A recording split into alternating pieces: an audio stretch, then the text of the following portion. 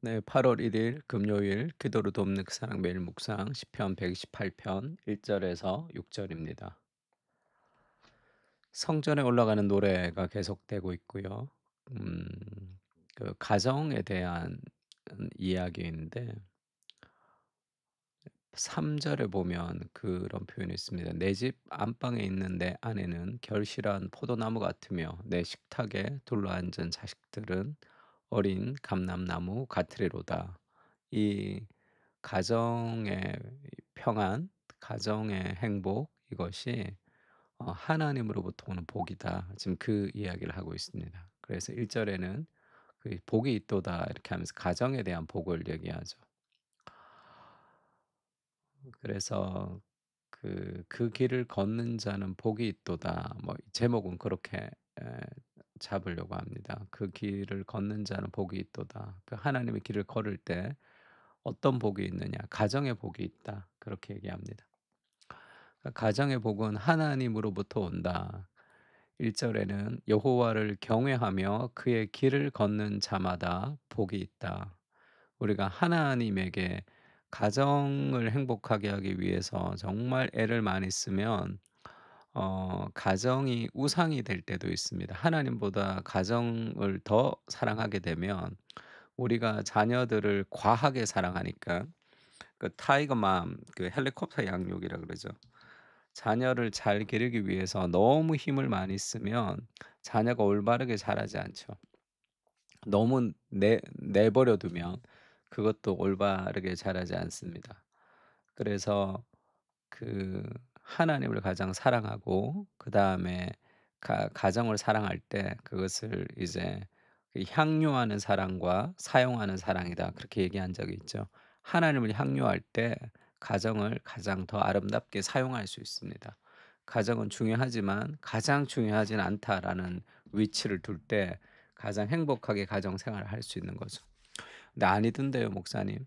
저희 부모님이 뭐 그 사역자였고 뭐 선교사님이었고 목사님이었고 교회 장로님이었고 그런데 교회 일을 너무 열심히 해서 가정을 팽개쳐서 우리 가정은 굉장히 힘들었는데요. 그런 얘기를 들을 때가 많습니다. 그때는 하나님을 가장 사랑하는 것이 아니라 교회를 가장 사랑했던 거죠.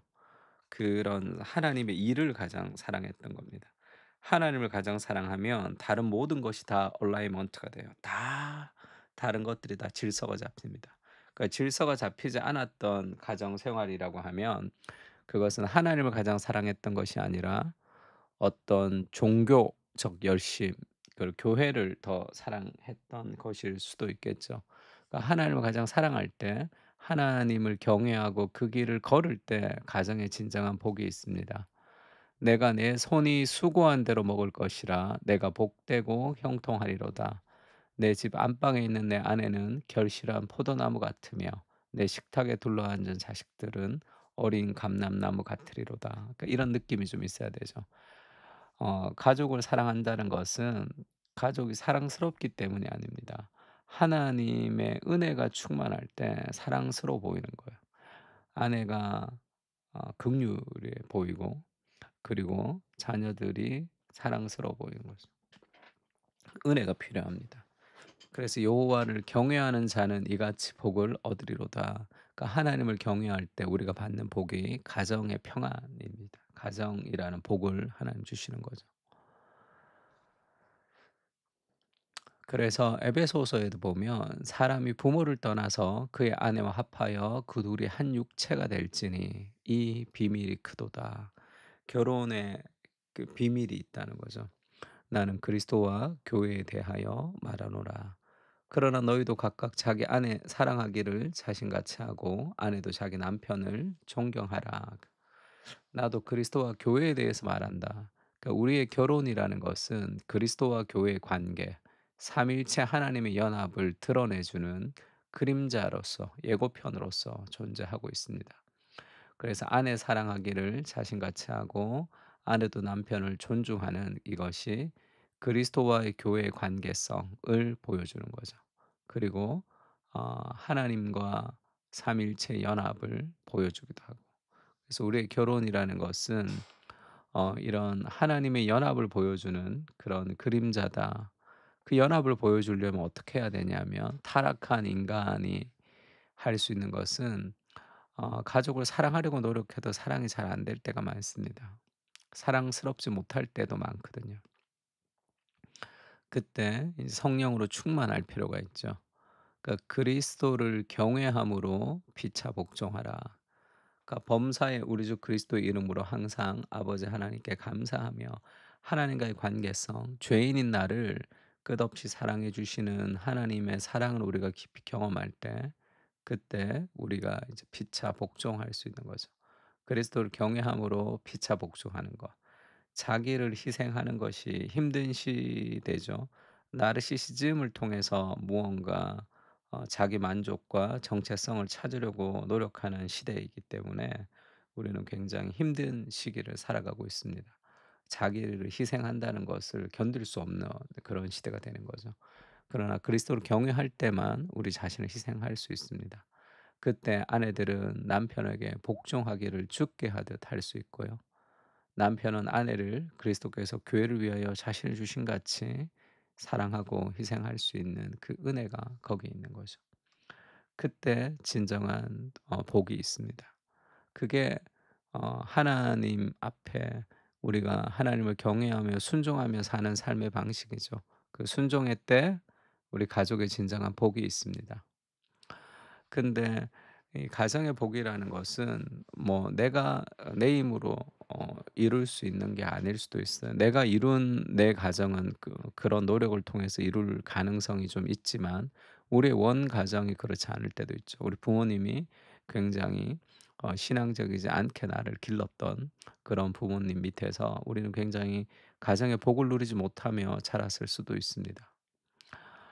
그 가정의 복이라는 것은 단순히 우리 육적 가정만을 얘기하는 것이 아니라 영적인 공동체, 이스라엘이라는 그 영적인 가족을 통해서 우리가 육적인 가정 안에서 받지 못했던 여러 가지 아픔들을 회복할 수도 있습니다.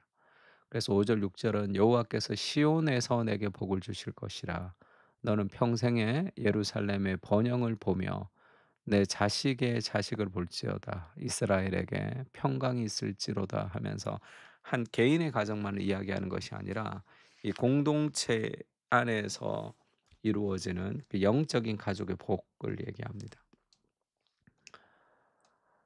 그러니까 다윗도 그렇게 고백했죠. "내 부모는 나를 버렸으나 여호와는 나를 영접하시리이다." 우리가 부모님께 받은 상처를 극복하지 못해서 왜곡된 그런 성격을 갖고 있는 사람들도 많습니다.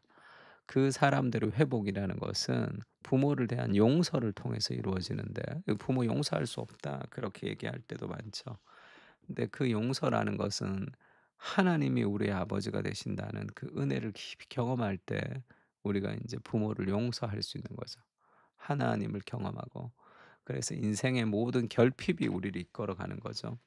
많은 사람들은 자기 자신의 어떤 결핍과 그런 부족함이 그것을 메우기 위해서 인생을 이끌어갑니다. 그래서 충분히 사랑받지 못했던 사람은 온갖 인정을 받기 위해서 열심히 공부하고 노력하는 그런 경우들도 많아요. 욕심이 많은 거죠. 그래서 그 과한 욕심이 그를 결국 무너뜨리게 할 때도 있습니다. 시기와 경쟁을 이기지 못할 때도 있고요. 그래서 이런 회복의 출발은 '하나님이 진정한 나의 부모님이시다.'라는 것을 깨달으면서 마음에 어떤 마음이 생기냐면요. 만족입니다. 만족, 감사. 지금 오늘 내 삶에 만족하는 그것을 통해서만 가게에 흐르는 저주를 끊어낼 수가 있어요. 그렇지 않고 그것이 결핍으로 계속 남아 있으면 계속 대를 이어갑니다. 그 희한한 저주가 대를 이어가는 거죠. "내 부모는 나를 버렸으나 여호와는 나를 영접하시리라." 하면서 영적인 가족 안에서 누리는 그 은혜 그리고 하나님이 내 아버지가 되신다는 그 은혜가 우리 삶을 회복시킵니다, 다른 것들로부터.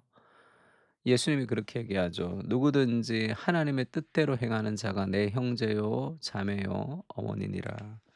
그래서 우리가 여러 가지 가정에서 받지 못했던 어려움들 또 상처들, 아픔들 이 교회 공동체 안에서 수용받으며 우리가 회복할 수 있어야 됩니다.